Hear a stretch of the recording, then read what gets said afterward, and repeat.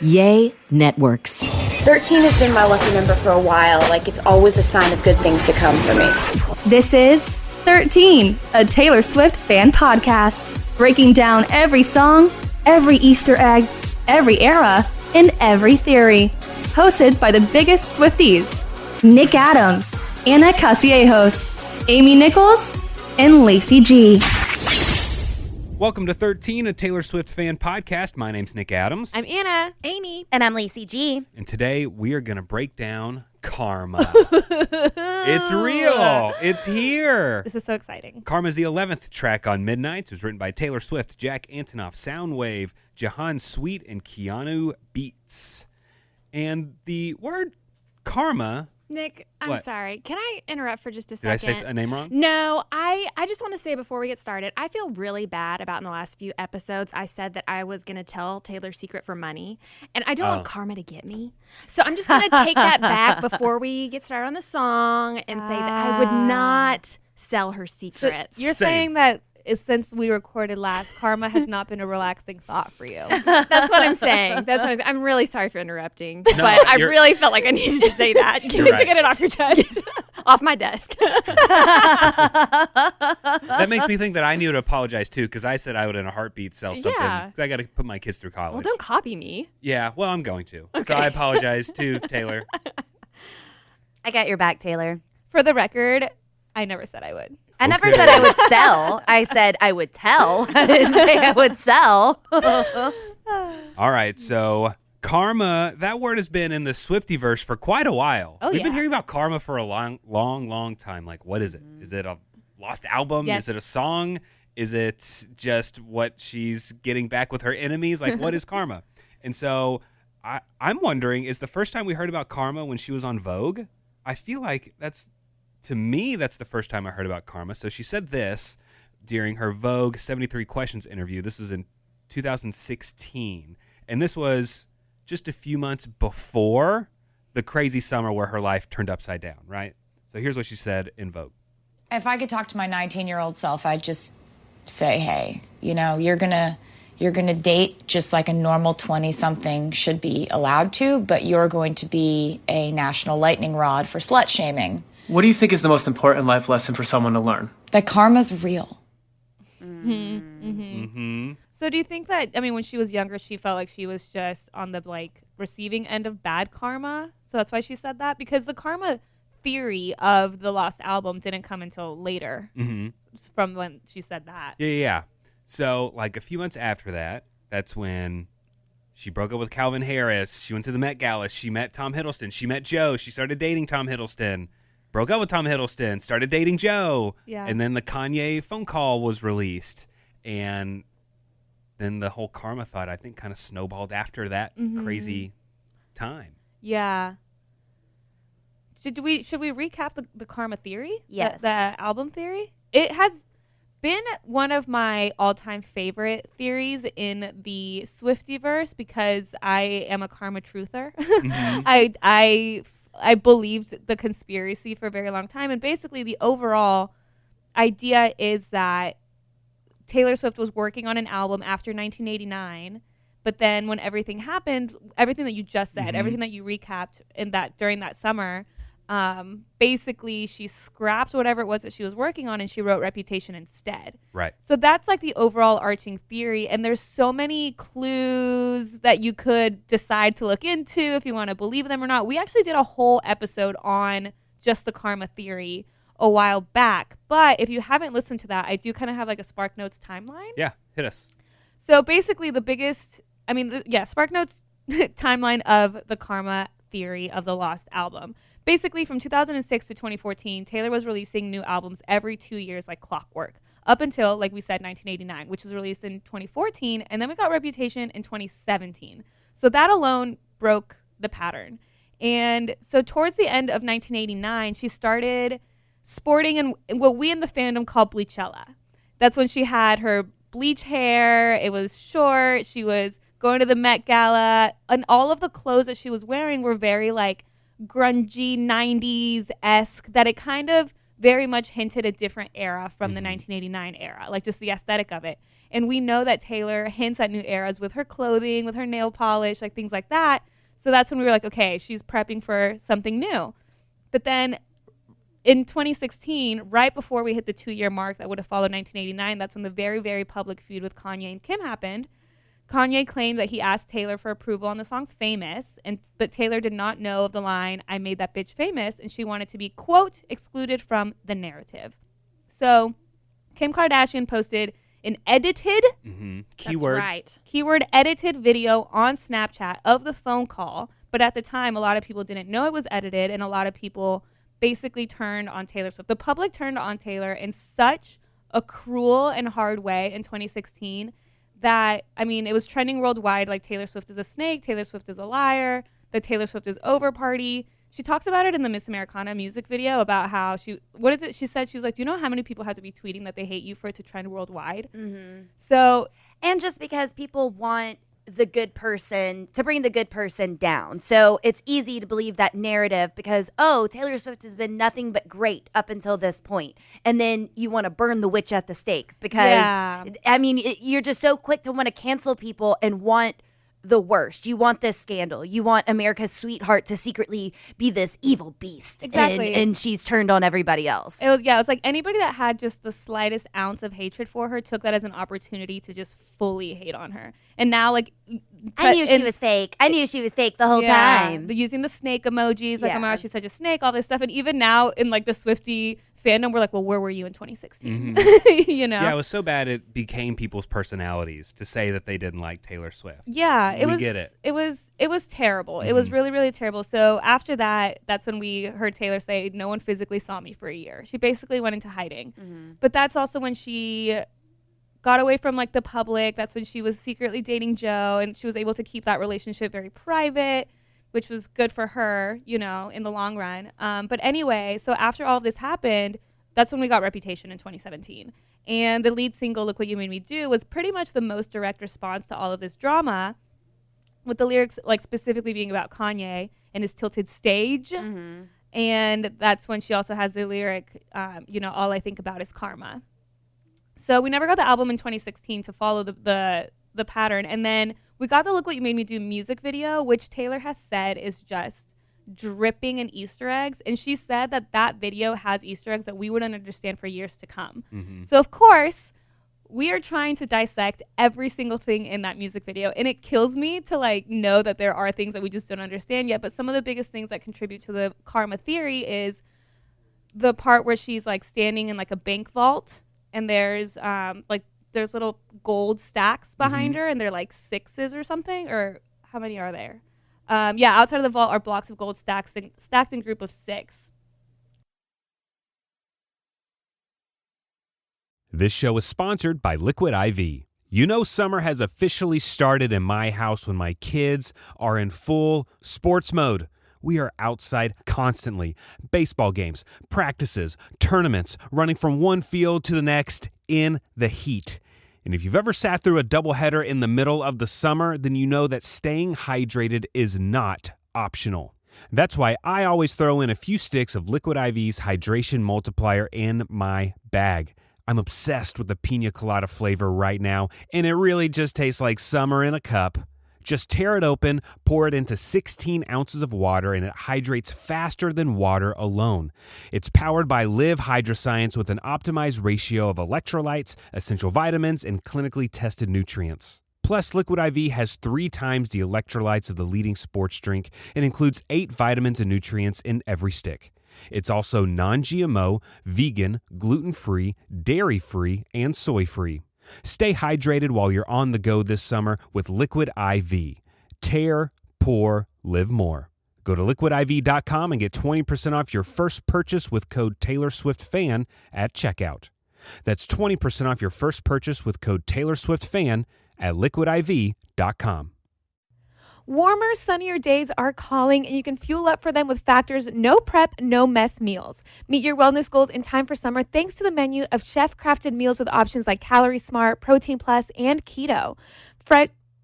Factor's fresh, never frozen meals are dietitian approved and ready to eat in just 2 minutes. So if you only have a few minutes between meetings during the day, or you get home and you're just so hungry but you have no time to cook, Factor is where you should go. They have 35 different meals and more than 60 add-ons to choose from every week, and you'll always have new flavors to explore. You can crush your wellness goals this May with dietitian approved meals and ingredients that you can trust. And these are delicious. From breakfast to dessert, you can stay fueled with easy, nutritious options. And you can keep kitchen time to a minimum. Factor meals are ready in 2 minutes, so no shopping, prepping, cooking, or cleaning up. Enjoy effortless support for your lifestyle. Head to factormeals.com/TaylorSwiftFan50 and use code TaylorSwiftFan50 to get 50% off your first box plus 20% off your next month. That's code TaylorSwiftFan50 at factormeals.com/TaylorSwiftFan50 to get 50% off your first box plus 20% off your next month while your subscription is active. And so a lot of people think that maybe it was the original like 6th album and it's locked away in a vault. And then we also in the music video see all of the different Taylors, like from every single era, and like in front of this like plane that says Reputation on it, but then there's this unknown Taylor on the wing of the plane. So that's what we've chosen to think like, okay, maybe that represents. She's like spray painting graffiti on the plane and stuff like that. Well, also wing off. She's in a birdcage in orange, and orange was supposed to be the aesthetic for Karma. That we decided. Yes. Yeah, like we as fans have decided that the Karma album is orange. So anytime we see something kind of orange, we're like, oh my God, it's like a hint at Karma, because it's the only color that doesn't fall into any other aesthetic, like you just said. But yeah, and then we got the Man music video, and we see that Karma sprayed on the wall, which is always something we refer back to because we're like, okay, it's a clock with 2 karmas. It means something because it's written up there with all of her album titles. All of her album titles, and it is spray painted in the color orange. And we know that Taylor knows about all of our theories, right? Like she keeps up with us and what we're talking about and stuff like that. So if we as fandoms decided, oh my God, this lost album is orange, and she sees that and, sprays it orange, we're like, oh my God, we obviously feed into that. There's no way to confirm that, but we like to feed into it. So is it possible that Karma, the album, exists and it's just the lost album? I don't know. It's a lot of people don't think it was ever a thing. A lot of people think that maybe it's still out there. One day we'll get it, but now we do have Karma, the song. But that's basically the overall arching theory of the lost album. But we do have a whole episode on it if you want more details and evidence, because I believe in it. But what's so strange, okay, she announces the Karma song and we're all like, and she giggles because she knows. Yes. But we don't think that this is it for Karma. And now she's got this whole aesthetic for Midnights, and it's like the trippy 70s look and the vibe, but she still is referencing the Look at What You Made Me Do music video by dripping in the diamonds and a couple of the outfits. So she is physically referencing, go back and look at this because you are missing something. So I've seen theories about an album drop on 10/10 because Karma has to do with cosmic, I'm going to say this wrong and I'm sorry, but it has to do with like aligning up cosmically, and I don't know. And for some reason they think it's going to be 10/10. Someone on TikTok explained it a lot better than what I just did. We'll take your word for it. Yes, Well, yes. I've also heard that since this is the 11th track, Karma will be the 11th album. Just that was an Easter egg, which I don't know. I mean, we just read into so much as Swifties. Yeah, but it's fun. Yeah. It's a fun thing to do. Maybe, do you guys think that she would have this lost album, just not name it Karma when it is released? Well, that's what a lot of people maybe thought when she announced Midnights. Remember, even we were thinking like, are some of the songs on Midnights originally songs from Karma? Yeah, which time? If you think about it, it is possible that if she was working on an album at that time, maybe we do have those songs. We just don't know that they were originally supposed to be for an album. Not that like maybe they some of ended up on Lover. It's possible that some of the love songs on Reputation she had written before all of the stuff with Kim and Kanye happened. Some of the Lover songs, some of the Midnight songs. Like it's very possible. Like we know she probably has hard drives filled with just ideas and lyrics, and she has her notes and like everything. So it is very possible that whatever it was that she was working on in that time period, in that Bleachella time period, maybe we do already have just some of that songs, and we just sprinkled in everywhere, and we just don't know. Which also reminds me, have you guys heard the leaked Lover songs? I heard there was a leak, but I have not heard them. Yes, there was 2 songs from Lover that leaked online. I don't know who leaked them. People were joking, saying that Taylor got drunk after the Grammys and leaked them herself. But y'all, it's just snippets. It's not full songs. It's just like 30-second snippets. But they're so good. They're so good. One of them is called Need, and the other one is called All of the Girls. And they're so good. They're very much like Afterglow vibes. Nice. And so everyone's like, why were these cut from Lover? Like, why were these cut from Lover? But the fact that we're getting those leaked clips now from like the Lover album makes me think like, okay, what if those were originally supposed to be on Karma? Or like, what if those are songs she wrote years ago back in 2016 and we're just now hearing them? So it's like, I don't know. It's very interesting because with her doing the re-records, we're getting all of these vault songs, and so it makes me wonder, like, whenever we get Reputation Taylor's version, when we get those vault songs, were those maybe songs that she was writing around that time? I don't know. We have a lot of questions for Miss Swift. Yes, we do. And I think whenever this album Midnights first came out and we all picked our favorite songs and we had our album's release party and got to talk to all the other Swifties there. Whenever I'd ask people, what's your favorite song off of Midnights? If they said Karma, I was like, you're a good person. Mine's Vigilante Shit, and I have a different outlook than you. But Karma is like, you're going to get yours. Vigilante Shit is, I'm going to make sure you get yours. Yeah. It's not necessarily I'm causing it, but you can still push something along and make sure they might not be getting in trouble, but I can make sure people know what you're doing and get you in trouble. It's so interesting because whenever she told us the song title and she giggled, obviously because she knows about our theories and everything, in my head, what I expected the song Karma to be was absolutely not what we got. A lot of people thought it was going to be like Vigilante Shit. Yeah. That it was going to be a little bit more hard. Like Karma. Yeah, Like, revenge. come in, like, whatever. But this is just like a positive It's kind way of like, of doing that. and it sounds really pretty at times. Yeah. She But I took- love She it. took the high road when it comes to talking about Karma for the most part. But I also love it because now, like, since it is, like, she basically is owning Karma.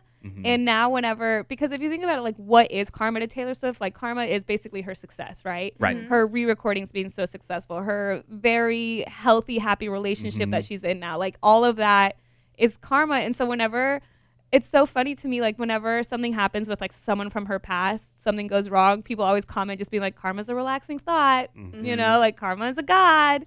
Like, Well, because even with the whole scandal with Kim and Kanye and them editing that video, Taylor didn't stand up for herself. She just left. She just went away for a year instead of saying, no, you're lying. She didn't cause any kind of argument. She didn't do any kind of pushback. She just left and then came back with a new album. And then years later, someone else discovers and releases the uncut footage that shows that she was telling the truth the whole time. Yeah, So, I mean, she's always taken the high road. The video that was originally posted was like 3 minutes or something that Kim posted on Snapchat. It was short. And then the unedited one is like 25 minutes. That was completely left off where, like you said, Lacey, it completely proved Taylor's point of saying she didn't even know about the song lyric that she was supposedly agreeing to. it's also, whenever you think about all of that happening, if you ever forget what year it was, remember the fact that it was on Snapchat? Right. For sure. And then it was 2016. I saw a really, really cool theory on TikTok that I wanted to share with you guys. I actually got tagged in this quite a lot. It is from a creator on TikTok that has the username NikkiKing23. And I'm going to try my best to basically summarize what she explained, but go watch her video because I was like, sold. Okay, so basically, and hear me out, okay? In the song Mastermind, which we all know I love so much, this creator, Nikki, said that she was reading the lyric book, the what I like to call the Bible. Yes. The Mastermind, the Midnight's booklet. And she was looking at Mastermind, and she noticed that all of the sentences on Mastermind, the letters that were capitalized, it was the same 10 letters over and over again. And if you think about Taylor Swift's Easter eggs, her original Easter eggs were capitalizing letters in booklets. So that alone makes me think that this isn't super far-fetched. But she was using the same 10 letters in the song Mastermind. They're the letters O, T, Y, A, C, W, N, I, and S, and M. And so Nikki, the girl on TikTok, basically tried to rearrange them. And she said, I was able to rearrange them to say, I own my cats. Now, hear me out. Cats could be short for catalog. Uh-huh. Yes. Also, Karma is a cat. This we know, right? And so she was like, okay, we know Karma is a cat. She says, I own my cats. And she referred back to the Anti-Hero music video. In the scene of the funeral, there's that portrait of Taylor as an older woman surrounded by her cats. And there's 11 cats. Why are there 11 cats? Why not 13 cats, right? Mm-hmm. If you choose to believe that those cats represent her albums, she has 10 original albums, and then there's the 11th cat. And Karma is the 11th song on Midnights. So she was like, maybe if you choose to believe that Karma is an album, maybe that's what she There's an extra cat. There's an extra cat. Or, and then people in the comments were like, it could also say, like, I won my cats, like she won her catalog back or like something like that. I don't know. I saw this and I was like, yes. I love that theory. Absolutely. And then she also mentioned the fact that Taylor has referred to her re-recordings as copycats. Mm-hmm. So it's like if these are her copycats, then her original cats, and she owns them.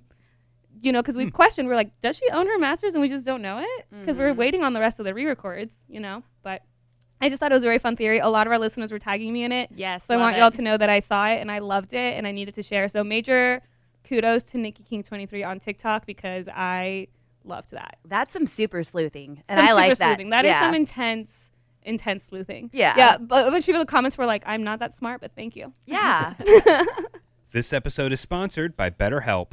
When you're at your best, you can do great things, but sometimes life just gets you bogged down and you may feel overwhelmed or like you're not showing up in the way that you want to. Working with a therapist can help you get closer to the better version of yourself, lucky girl syndrome. That's why I like to talk to my friends at BetterHelp. Anytime I have a problem, I like to get in contact with my therapist at BetterHelp. And I really like it because it's a super simple process. I like the simplicity of it because anytime I need help or I have a thought, I can just send my therapist a message and I'll get back a timely response. And then whenever I'm ready to do a therapy session with her, I can do it with a phone call or on video. I don't have to leave my house. There's no kind of complication. It's easy, it's convenient, it's affordable. And therapy isn't just for people that have experienced major trauma. That seems to be something people just assume about therapy. But if you just need someone to talk to, a therapist can also help you learn positive coping skills, to help you set boundaries, and to help you just empower yourself to feel better overall. If you're thinking of giving therapy a try, BetterHelp is a great option. It's convenient, flexible, affordable, entirely online. Just fill out a brief questionnaire to get matched with a licensed therapist and switch therapists anytime for no additional charge. If you want to live a more empowered life, therapy can get you there. Visit BetterHelp.com/Taylor Swift fan today to get 10% off your first month. That's BetterHelp, HELP.com/Taylor Swift fan. So even though Karma is the song is kind of bubblegum pop, glittery gel pen, if you will. Yes. She still has a lot that she's saying in it, and she is still grinning because she did take the high road, and she is living her best life while everybody else is just unfolding as it should for them. As Scooter Braun's life is crumbling because his wife left him, and he's going through a divorce, and she's teamed up with the wife, and Taylor's just sitting back releasing albums and topping herself again and again and again. Mm-hmm. Yeah, I was getting a lot of Scooter Braun references in this song. I think she's hitting back at just her haters in general, but a lot of Scooter references, I believe, in this song. And whenever Midnights was released, she had a couple bonus editions, and she had a little voice memo about Karma. Here's what she had to say. Karma is written from a perspective of feeling like really happy, really proud of the way your life is, feeling like this must be a reward for doing stuff right. And it's a song that I really love because I think we all need some of those moments. You know, we can't just be beating ourselves up all the time. You have to have these moments where you're like, you know what? Karma's my boyfriend. And that's it.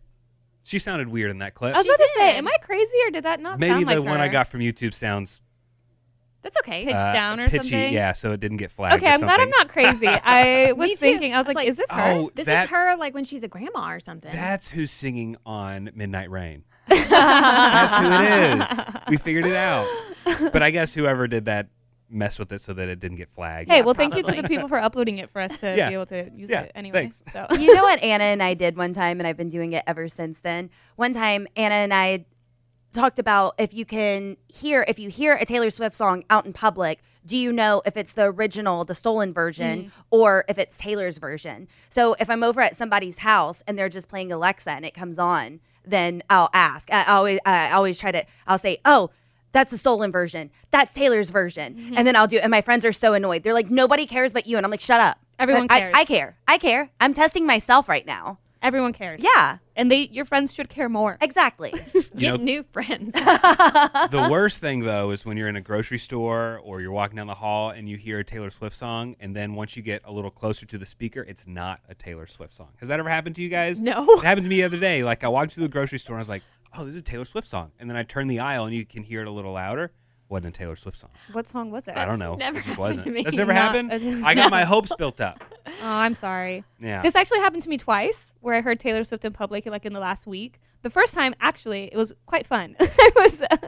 I was out at dinner, and they were playing. First, they played Lavender Haze, which I was like, okay, yeah, like popular. Lavender Haze came out, and then they played Antihero, and I was like, okay, pretty dope. I mean, #1 song for 8 weeks. Yeah, let's go. And then they played Vigilante Shit. And my friend turned to me. She goes, "Are they playing the Midnight's album?" And I was like, "But are they playing it on shuffle? Because it wasn't." But they played those 3 songs back to back, and we're like, "Oh my god, we need to find who's in control of the music at this restaurant and tell them that we are so excited." But then the next song was like something else randoms. But I was like, those were 3 Midnight songs back to back to back, and I was surprised that they played Vigilante Shit in a restaurant. Yeah. But super super cool. And then earlier this week, I went to a yoga class, and there was 2 Taylor Swift songs on the playlist. Amy, Cowboy Like Me, was one of them. Ooh. I know. And then the other one was Evermore. And I was like supposed to be like focusing on like my breathing and yoga and stuff, but as we all know, we struggle with breathing. We struggle with breathing. And I was looking around the room like, is anybody else excited that she's playing Cowboy Like Me? That's what I do when I'm in public. I'm like, start looking. Does anyone else Does notice? anyone else? is there a Swiftie here? People ask for doctors nearby. Is there a doctor nearby? Is there a Swiftie nearby? That's us. I have been practicing on my breathing while I'm doing yoga. I'm Oh, trying yeah? to breathe better. I want to breathe all the way in. I want to breathe properly. I think most people probably don't breathe properly, or maybe I'm just projecting myself on you. But I don't think people breathe as much as they're supposed to, like all the way down to their I think stomach. you said about 100 words without taking a breath just now. But I'm working on it. I'm working on it. The other, after we posted our Labyrinth episode, somebody tweeted at us being like, they said something like, just listened to like Nick, Lacey, Anna, and Amy breathe for 4 minutes straight. And I forgot that we did that on the episode. So I responded, I said, wait, what? And they're like, in the Labyrinth episode. And I was like, oh my God, I thought we like accidentally uploaded like a 4-minute file of us just breathing like on accident. I was like, oh, thank God. It was just us breaking down Labyrinth. What if, I have an idea. What if we get with a yoga teacher and have a Taylor Swift yoga class? But the teacher renames all the moves after like Taylor Swiftie isms. Oh, like the So karma. like instead of downward dog, we're gonna do the I don't know. Karma is a cat. Something. Yes, exactly. That'd be fun. Yeah, that's a great idea. Hit us up. Yes. Yeah. Any yoga teachers out there in the Dallas-Fort Worth area, let us know. Let us know. We are so there. I have gone to a couple of Taylor Swift themed like workout classes, and I went to one where it was like run by a Swiftie, like you could tell by the song choices, and there was another one that I think they just kind of did it to get people in the door. No offense, but they were just But you could tell. hitting I the could tell. bops, hitting Yeah. the Yeah, it was bops, all and the not big Cowboy hits. Like Me and exactly, Ivy. Yeah. exactly. Summer is right around the corner, and we love to have fun, but we're all really well aware that it can get expensive. And when you have financial goals, you need to decide what's worth it. A Chime checking account helps you reach your financial goals while still enjoying your summer. Are you traveling at all this summer? Maybe to hit up another Eras tour date? And look, sometimes you know that you don't mean to overdraft, but it just happens when things start to add up. And Chime allows you to overdraft up to $200 with no fees, which at times can be a total game changer. You can set up your direct deposit with your Chime account, and you'll be notified to enroll in SpotMe. Live it up this summer and make progress towards your financial goals with Chime. Open your bank account in minutes at chime.com/Taylor Swift fan. That's chime.com/Taylor Swift fan. Chime feels like progress.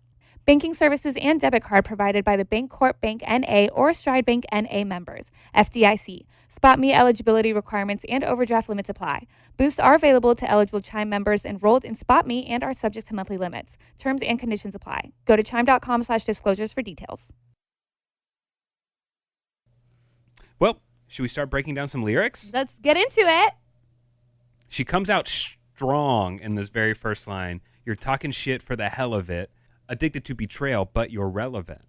So that's interesting. I would think it would be you're irrelevant, but she's saying someone who's very important, who is very relevant, keeps betraying her and talking about her all the time, and she can't really do anything about it because they're an important person. So that could be several different people, right? Yeah. that she's had Which sucks beef with. because you're in the same circles. So it's not like someone that you never have to face or someone that you're not ever going to be in the same room with. You still have to tiptoe around each other. You still could be running into each other at big events. I mean, I don't think they're like in same crowds or anything, but he is relevant. Yeah.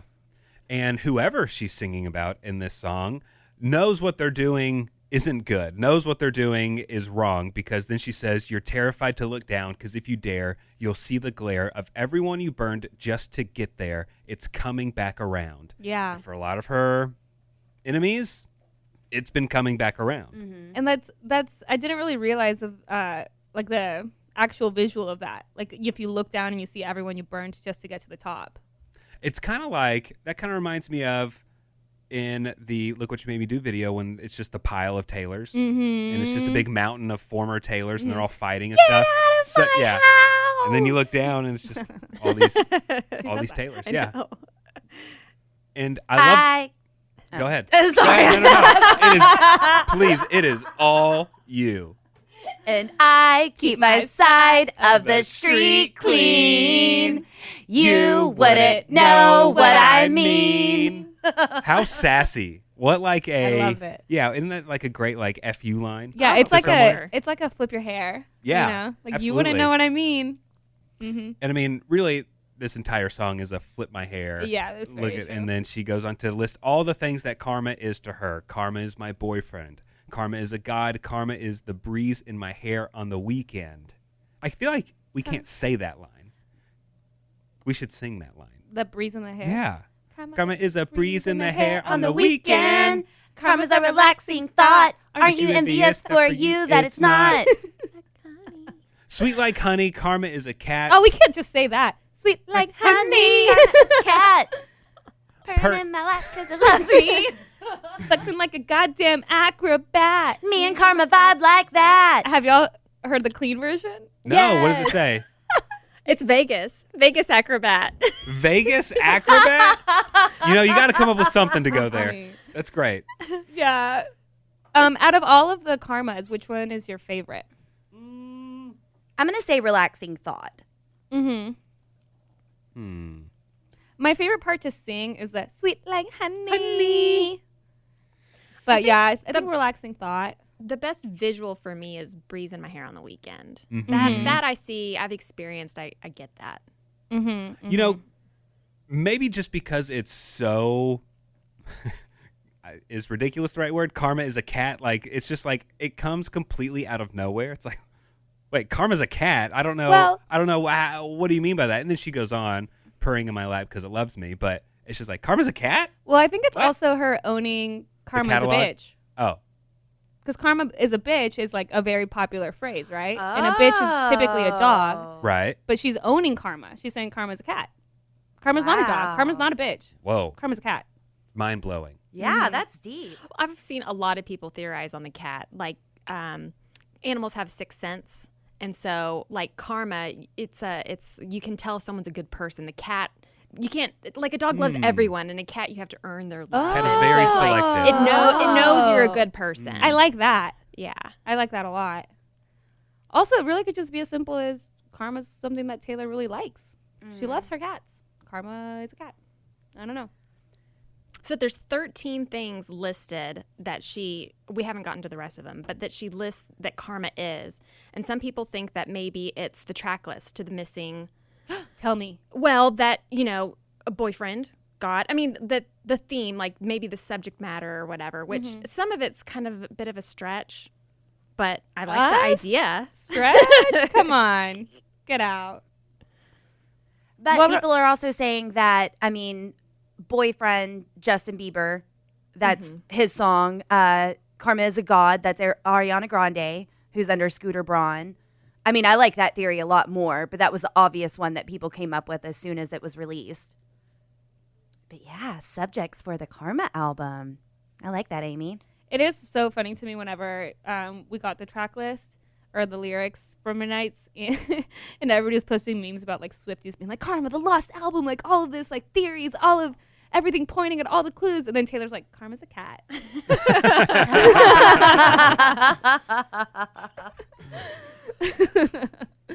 I want to get a cat so I can name it Karma.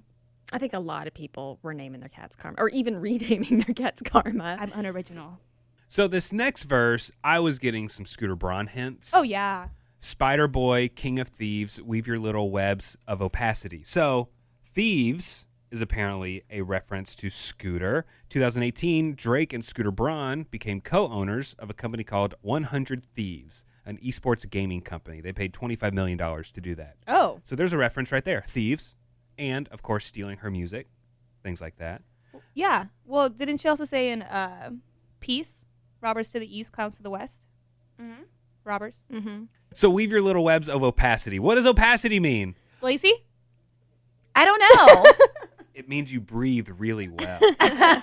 No, opacity, Anna and I edit videos. Mm-hmm. Well, Amy, and you're a picture editor.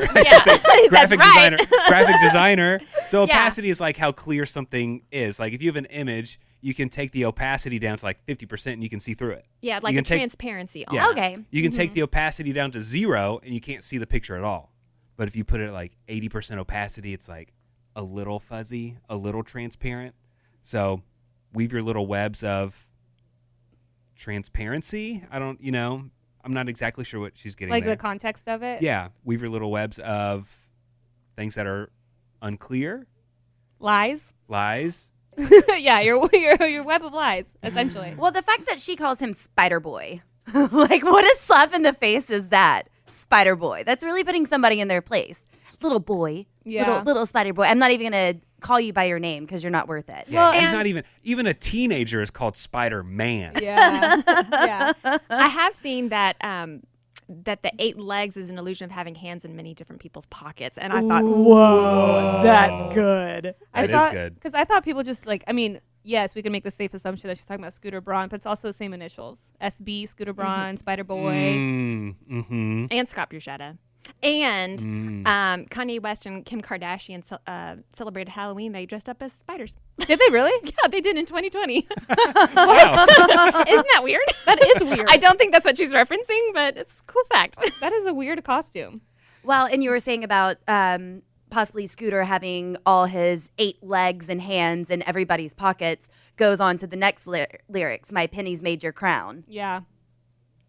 Well, yeah, it's her re-recordings, right? And he's making money Just off of it. profiting off of her. Trick me once, trick me twice. Don't you know that the cash ain't the only price? That's it's the coming best back lyric. around. That's the best lyric. Don't you know that cash ain't the only price? You greedy bastard. Yeah, he did it. He made a ton of money off of it. But look at what's happened to his Your personal life. Look at your life. Professionally, he's still doing fine. But personally...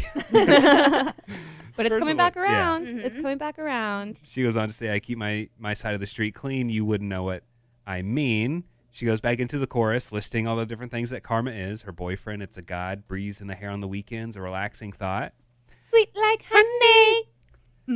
And she says, ask me what I learned from all those years. Ask me what I learned from all those tears. Ask me why so many fade, but I'm still here. That, to me, I think is like the biggest baller line of this whole song. Ask me why so many fade, but I'm still here. Yeah. She's been around for a while. A lot of her contemporaries have faded away.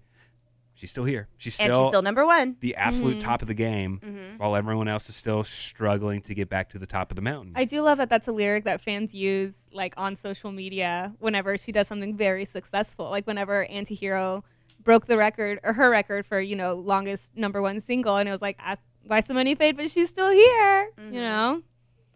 And she goes on to list some new things that karma is, because karma is the thunder rattling your ground. Karma's on your scent like a bounty hunter. Karma's going to track you down. Step by step from town to town. But I like how her voice gets lower in this part. Like, 'cause karma is the thunder rattling. Like, I don't know. Like, it really is like more of like a sneaky thing than a more like in your face, your boyfriend, a god kind of thing. You know, it's like following you around. It's all of these things. I love it. It's sweet like justice. Karma is a queen. Karma takes all my friends to the summit. Karma is the guy on the screen coming straight home to me. And then she starts singing about karma again. Boyfriend, God, breeze in my hair, relaxing thought. And that wraps up the song. Pretty much. And I love that she ends it on karma's a relaxing thought. I feel like this is such a visual song. I mean, we say this every single time, but I would love to see what her visual for like a music video would be for this. I don't think she could ever do it because it would just obviously be a lot of references to a lot of people in her past, and I don't know if that's necessarily what she would want, but I'm really curious as to how she visualizes this song. Or if this is the last visual song that she drops, and then we go into the actual Karma era on 10/10 whenever she releases a Karma album. To circle back. Yes. To circle back. Yes.